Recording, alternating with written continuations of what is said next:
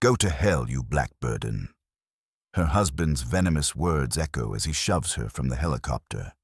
A black EMT, dedicated to saving lives, tumbles through the sky, his calculating sneer burning into her mind.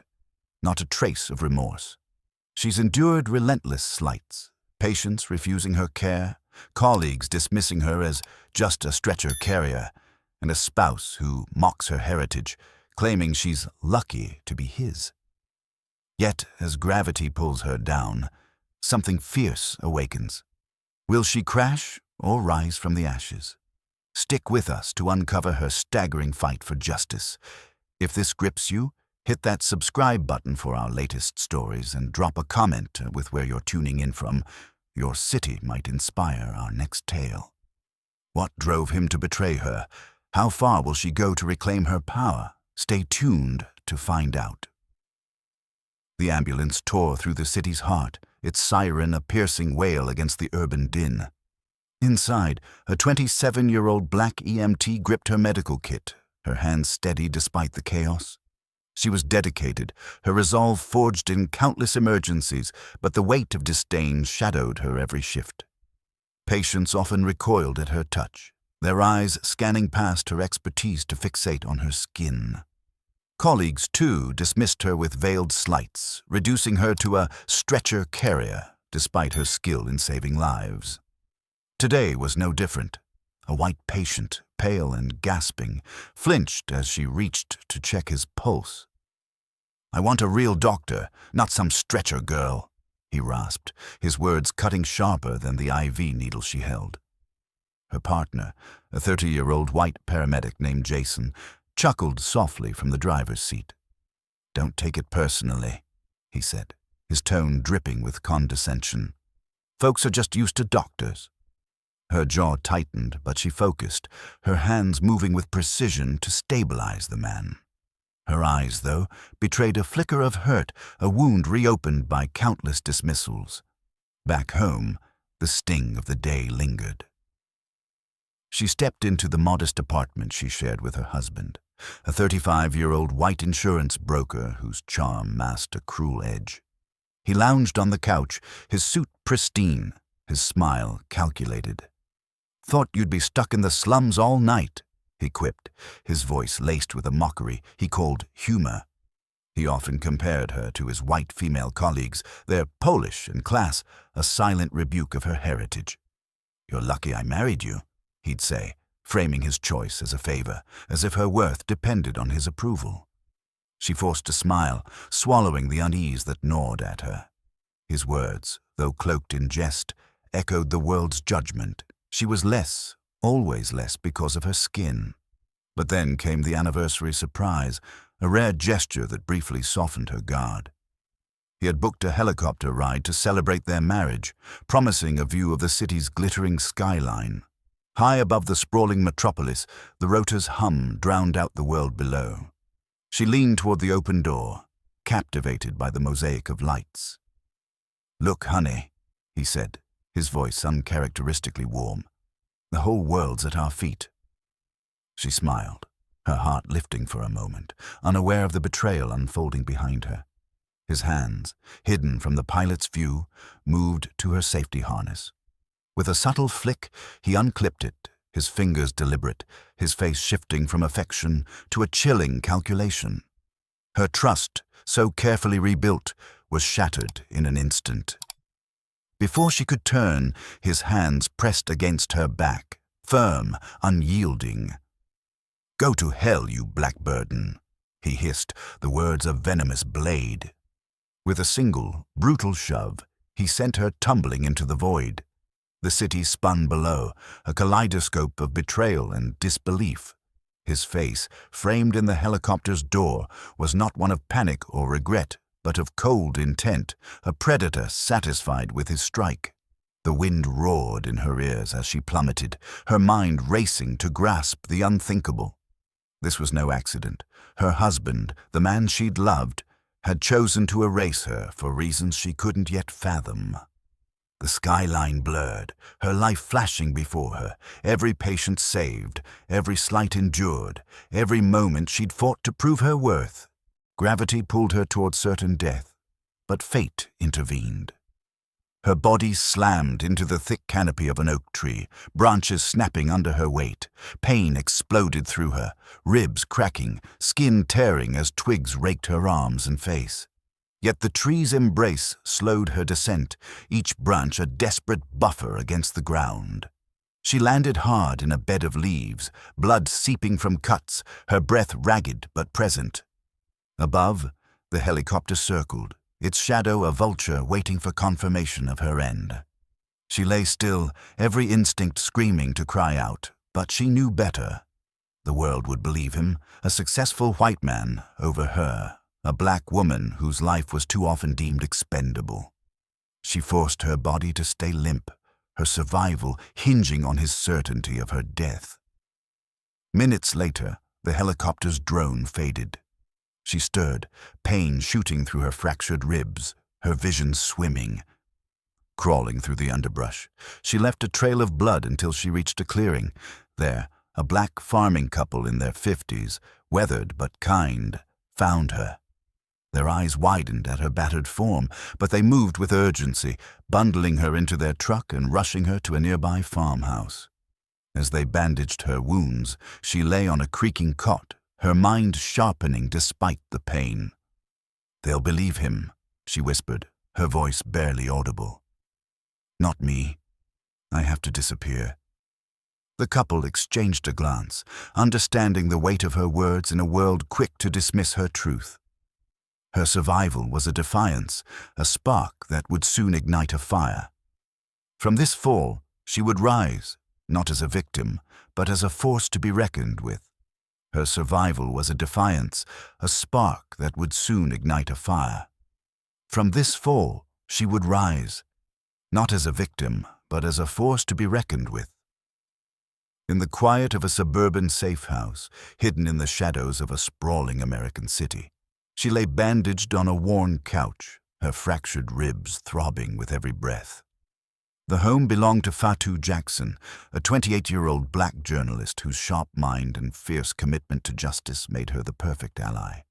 Fatu's living room, cluttered with books and protest posters, was a sanctuary for truth seekers. "You're not dead," Fatu said, her voice steady as she adjusted a bandage on her friend's arm. "And we're going to make him regret thinking you were." Her friend, battered but unbroken, nodded, her eyes alight with a new resolve. "He thinks he's won," she whispered. "I'll make him pay." Fatu proposed a bold plan, a new identity to vanish from David's world. "You'll be Nadia Diallo, an independent investment consultant," she said, pulling out forged documents. "He'll believe you're gone, and we'll strike from the shadows." The plan was set, to let her husband think his betrayal had succeeded while they dismantled his life. The world beyond the safe house moved on, oblivious to her survival.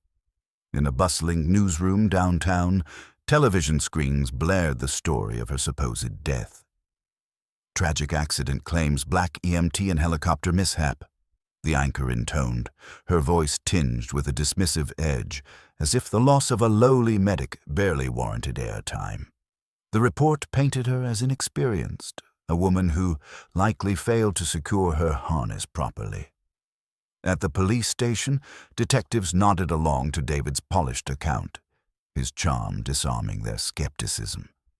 "She must not have buckled it right," he said, his tone heavy with feigned grief. The officers, quick to trust a successful white man, closed the case without a second glance, their assumptions rooted in a system that valued her life less. The injustice stung, but it fueled her determination, hardening her resolve to expose the truth. In the dim light of Fatu's home, she pored over photographs smuggled from the crash site, her EMT training guiding her analysis.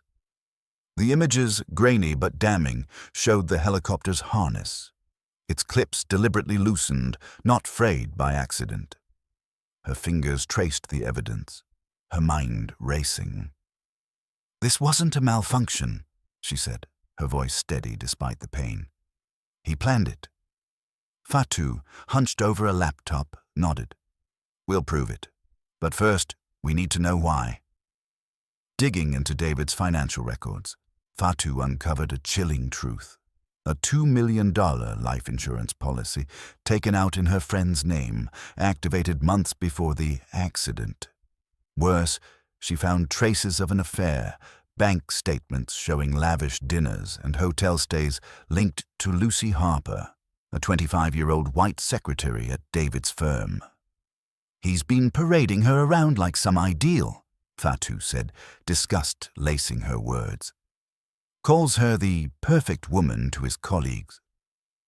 The betrayal cut deeper than the fall, but it sharpened her focus. David's world was built on lies, and she would tear it down. The plan escalated in a series of calculated moves, each designed to unravel David's confidence. As Nadia Diallo, she crafted anonymous emails sent from untraceable accounts. "I saw you last night," one read, vague enough to haunt him. Another, "Your secrets aren't safe."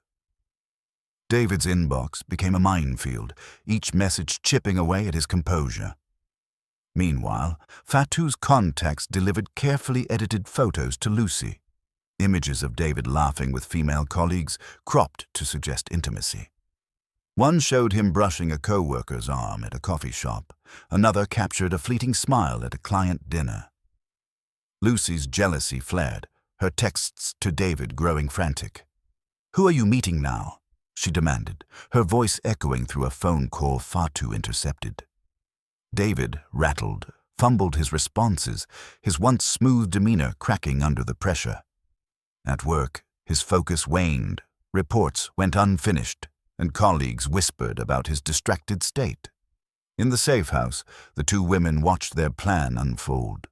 Fatu's network of activists and sources fed them intel, each piece a weapon in their arsenal.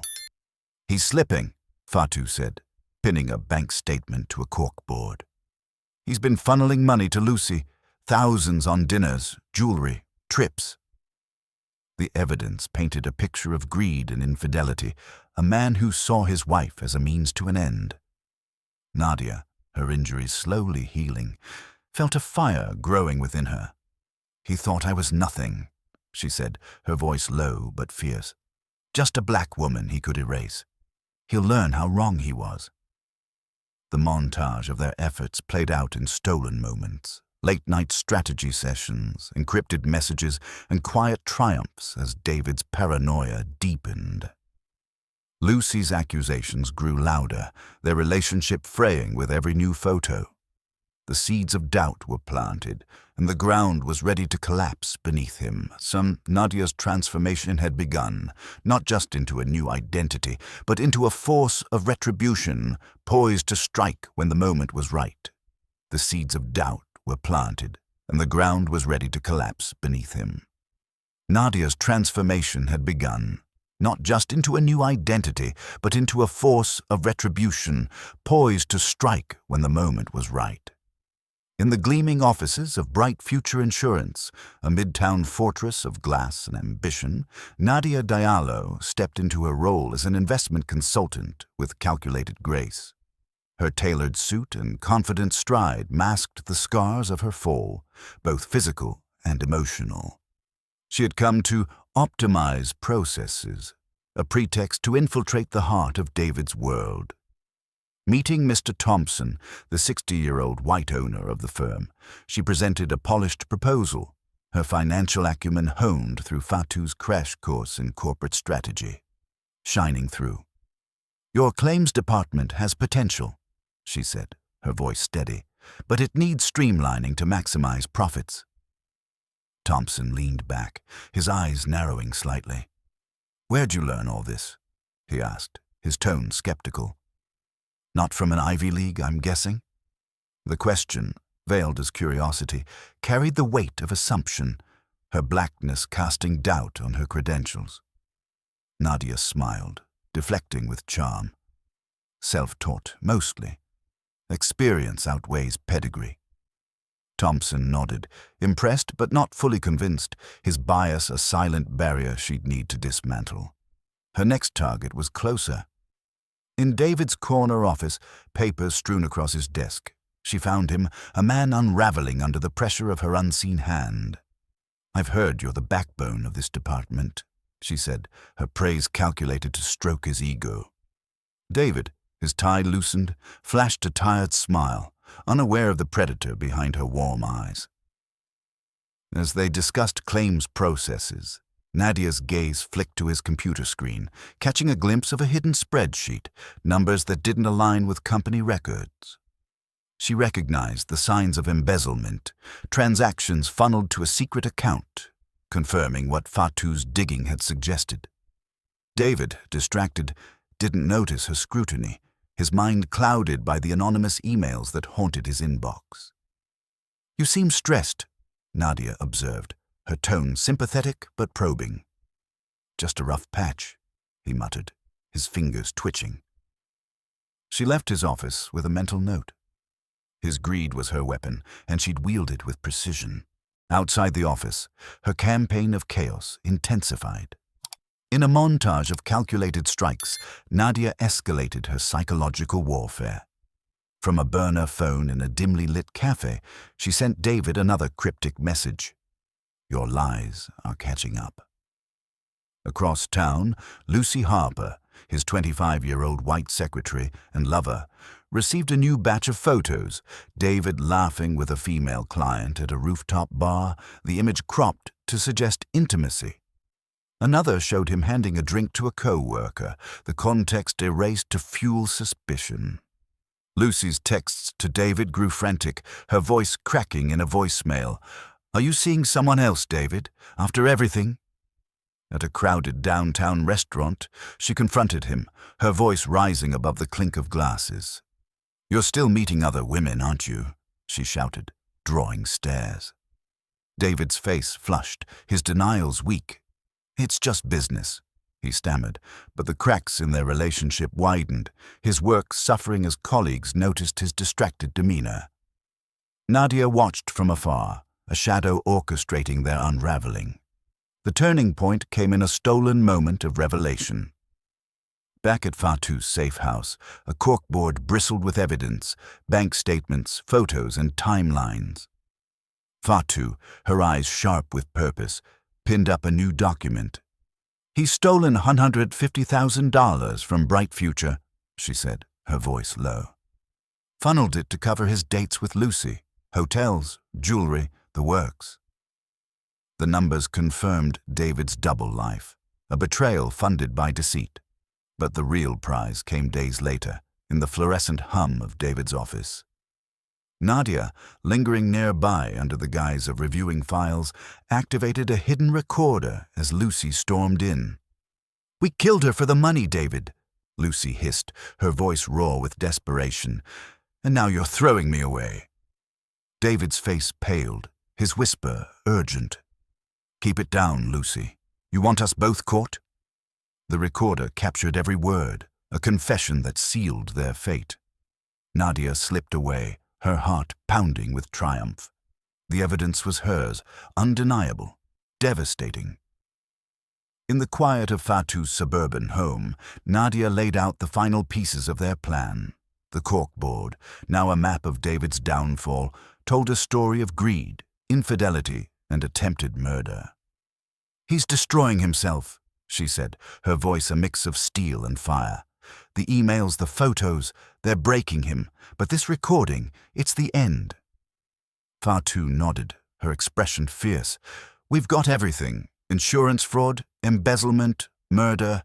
What's next?" Nadia's eyes gleamed with purpose. "We let him bury himself," she said. "Then we hand it all to the police." The plan was no longer just revenge. It was justice, a reckoning for a man who thought he could erase her. As she stared at the evidence, her transformation solidified, not just into Nadia Diallo, but into a force that would upend David's world, piece by calculated piece. The plan was no longer just revenge. It was justice, a reckoning for a man who thought he could erase her. As she stared at the evidence, her transformation solidified, not just into Nadia Diallo, but into a force that would upend David's world, piece by calculated piece. In the dim light of his downtown apartment, Nadia waited, perched in a leather chair that reeked of his cologne. The space, once a symbol of his success, now felt like a cage, cluttered with half-packed boxes, a testament to his unraveling life. She clutched a recorder, its weight a promise of retribution. When David stumbled in, his suit rumpled, his face gaunt from sleepless nights, he froze at the sight of her. "Who let you in?" he demanded, his voice cracking. Nadia's smile was cold, unyielding. "Sit down, David," she said, her tone slicing through the air. She pressed play, and Lucy's voice filled the room. "We killed her for the money, David, and now you're throwing me away." His knees buckled and he collapsed onto the couch, his eyes wide with terror. "Where did you get that?" he stammered, his charm replaced by desperation. Nadia leaned forward, her gaze piercing. "I was there, David. I've been everywhere." She paused, letting the truth sink in. "Look at me. Don't you recognize your wife?" David's breath hitched, his hands trembling. "You're dead," he whispered, disbelief warring with recognition. "I saw you fall." Nadia's voice was steel. "You pushed me, David. You chose to kill me because you saw me as a burden, a black woman who didn't fit your world." He shook his head, grasping for excuses. "It wasn't me. Society pushed me. Lucy, the pressure. I didn't want this." His words, laced with internalized bias, blamed the world for his choices, as if her race justified his betrayal. Nadia's laugh was sharp, devoid of warmth. "No, David. You chose greed. You chose murder." She tossed a folder onto the coffee table, bank statements, insurance documents, and a transcript of his confession. "You have two options," she said, her voice icy. "Run, live in fear, always looking over your shoulder, or I hand this to the police now, and you rot in prison." David's eyes darted to the folder, his hands shaking. "I'll go," he whispered, his voice broken. "You'll never see me again." Nadia stood, her silhouette towering. "If I do, you're finished." She left him in the wreckage of his life, the city's pulse humming beyond the apartment's walls. On the streets below, she moved like a shadow, delivering the evidence to Fatu. Her friend, fierce and unwavering, took the folder, recordings, financial records, and a detailed report exposing David's crimes. "This ends him," Fatu said, her eyes gleaming with shared triumph. She sent the package to the police and Bright Future Insurance, each document a nail in David's coffin. Days later, in a run-down motel on the city's edge, police swarmed a room where David hid, his escape cut short. Handcuffed, he faced charges of attempted murder, insurance fraud, and embezzlement. $150,000 stolen to fund his affair. Lucy, tracked to a nearby town, was arrested as his accomplice, her dreams of wealth shattered. The news spread across the city, headlines stripping away David's facade, exposing him as a predator who preyed on trust. Aminata shed the mask of Nadia Diallo, stepping back into her true self with a purpose reborn. In a modest office, she launched the Phoenix Foundation, a beacon for women of color facing abuse and discrimination. Its name, a nod to her rise from the ashes, carried a promise. No one would be dismissed as she had been. The foundation offered shelter, legal aid, and a voice for those silenced by systems that favored men like David. Its creation was a direct rebuke to the police who had ignored her accident, a system that assumed her life was less valuable. Aminata's work drew attention, her story inspiring whispers of hope among those who'd been overlooked. She wasn't just surviving, she was rewriting the narrative, turning her pain into power. On a crisp evening, Aminata stood on the rooftop of a towering skyscraper, the city's lights sprawling beneath her. The wind, once her enemy in that fateful fall, now caressed her, a gentle ally lifting her spirit. She was no longer the EMT pushed from a helicopter, her worth questioned by patients, colleagues, and a husband who saw her as expendable. She was a symbol of resilience, a woman who had turned betrayal into triumph. The skyline, once a backdrop to her near death, now reflected her dominion, a testament to her strength, her justice, her rebirth. As the city hummed below, Aminata knew she had claimed her place, not just in this world, but above it, untouchable and unbroken. Aminata's journey from betrayal to triumph leaves us with a powerful truth. Resilience can turn pain into purpose. Her story challenges us to confront injustice and rise above it. What did her transformation spark in you? Did her fight against systemic bias resonate? Or perhaps her unyielding pursuit of justice inspired you? Share your thoughts in the comments below. Your perspective could ignite a conversation that changes someone's view. We'd also love to know where you're listening from. Drop your city or town and connect with our community of storytellers. Thank you for joining us on this gripping tale of survival and empowerment. Your support keeps these stories alive, and we're grateful for every moment you spend with us.